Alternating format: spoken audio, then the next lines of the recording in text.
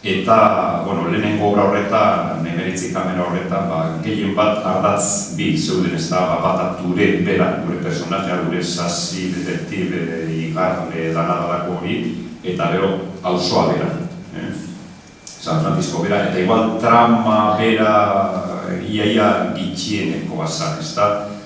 Bigarren honetan ostera, hau da, sagako bigarrena, hemen, trama bera da nagusi, ez da. Serio gama bihuru honetan. Hemen, Ture pertsonaia jasoko da ustezko anaia baten bizita. Afrikar abegiaren izenean leku egin barko dutzo beretzean. Afrikarren artean hori autura sakratu ez da, abegi ona.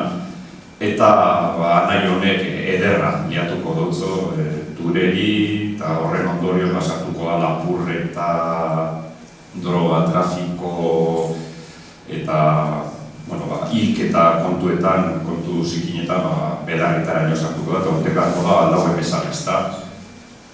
Humorea da nagusi, Iñakik bera ipatu dau, azalak ikusita igual entzaudik ez, baina humorea dago denaren gainetik.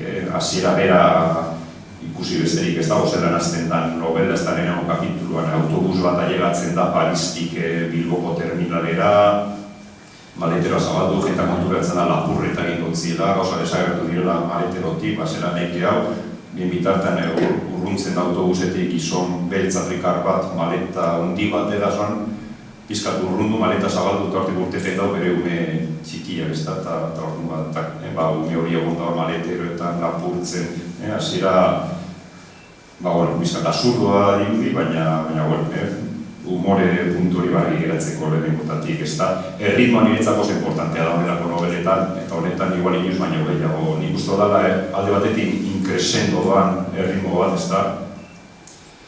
Eta baita sinematografiko esango nuke. Nik jente asko irakurle asko esan doztio, nire azken nobeletan badirudiela pelikula bat ikusten ari direla.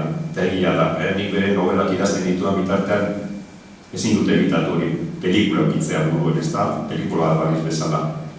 Uztot horrek asko aritzen dut zore irakurketa irakurleari eta laguntzen dauela.